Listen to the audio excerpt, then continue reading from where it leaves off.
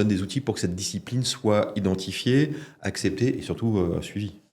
D'abord, ça va être déjà du coaching des membres du CODIR notamment, Oui.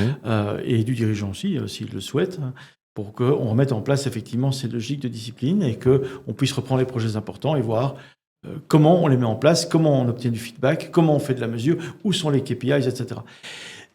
On ne réussit jamais une première fois. On réussit parce qu'on va en faire une culture. On parle de culture d'entreprise à ce moment-là, une culture managériale.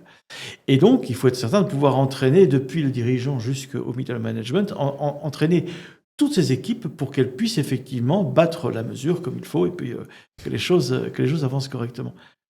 Mais c'est certain que si on met en place de la discipline dans les projets, on aura beaucoup plus de chances de les voir arriver. Et ce que je veux dire aussi à propos des projets et de toutes les nouvelles idées qui sont amenées, j'ai pu constater que les entreprises où il y avait le plus de nouvelles idées, c'était les entreprises les plus désorganisées. C'est-à-dire qu'en fait, ça devient un mode de management. Comme ce qu'on fait pour la énième fois ne fonctionne pas, est abandonné parce que pas suivi, parce que pas de discipline, hop, on va remettre une nouvelle idée. Et donc, c'est en fait ça, non c'est un moteur pour essayer de ranimer un peu les gens, disant non mais excusez-nous, mais on a foiré avant, mais bon, voilà, on recommence. Sauf que les gens sont essoufflés, les collaborateurs sont essoufflés. Et encore une fois, on passe beaucoup de temps à des choses complètement inutiles dans les entreprises. Il y a un empilement de process, mais c'est complètement dingue. Ce qu'on fait faire aux entreprises, il y a un millefeuille aussi qui est organisé, le millefeuille managérial, où l'on voit le directeur, le sous-directeur, le responsable adjoint. Non, mais à un moment donné, on a des passe-plats, tout le monde se passe le truc, mais en fait, finalement, personne ne gère la moitié, personne ne sait pourquoi il le fait d'ailleurs, enfin, ouais, on le fait.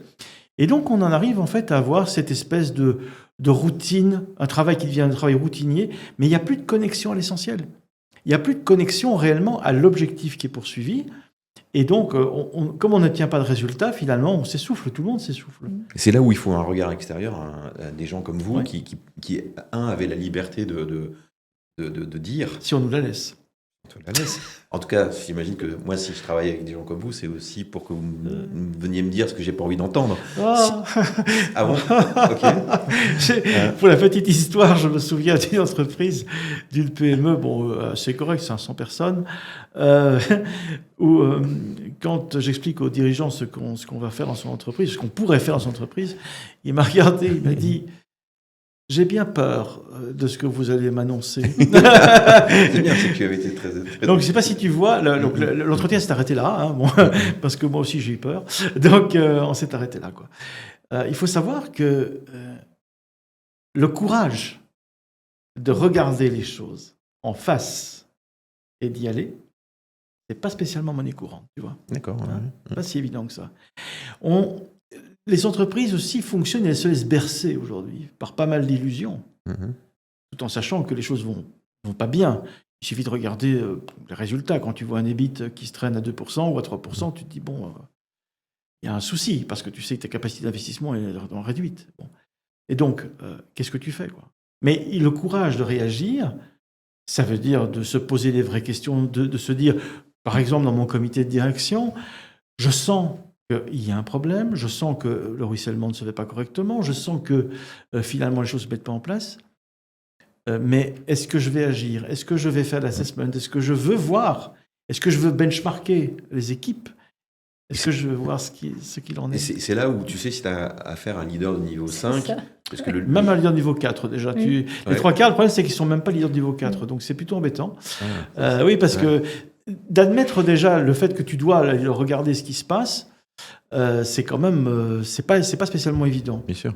Et tu remarques notamment quelque chose d'assez surprenant. Enfin, moi, ça m'a surpris. Quand tu as une masse salariale, on va dire 5, 10, 15, 20, 30 millions d'euros par an. Tous les ans, tu sais que tu mets au pot plusieurs dizaines de millions d'euros pour payer, en fait, ta workforce. Ouais. Et à un moment donné, l'idée, c'est de faire l'évaluation d'une partie de cette workforce. Cette évaluation va coûter quelques milliers d'euros. Et tu vois des dirigeants aujourd'hui qui disent on va pas faire ça, non, on va pas y aller. On va payer, c'est trop cher. On préfère mettre 15 ou 20 millions chaque année sans voir ce qui se passe, mais c'est pas grave, on continue. Parce qu'en fait, on veut pas voir les choses. Parce que peut-être certains dirigeants se disent que c'est une remise en question. Alors qu'en fait, il ne faut pas le voir du tout comme ça. Il faut le voir plutôt comme quelque chose de positif en se disant, bon, ok, les choses avancent, elles évoluent, le monde évolue, les entreprises évoluent. Que pouvons-nous faire? Comment pouvons-nous travailler? Et puis, on peut amener des correctifs. Et il y a aussi un autre point, il ne faut pas le minimiser. Il y a le fait que si tu dois faire du remplacement, il va falloir trouver les bons. Ouais. Donc, faire du recrutement. Et oui. Et donc, faire du recrutement, c'est retrouver de l'inconnu. L'inconnu, alors que là, tu as du connu, si tu veux, qui n'est pas nécessairement satisfaisant, mais tu vas vers l'inconnu. Donc, qu'est-ce que je fais? Est-ce que je jette la proie pour l'ombre? Qu'est-ce que je fais? Tu vois?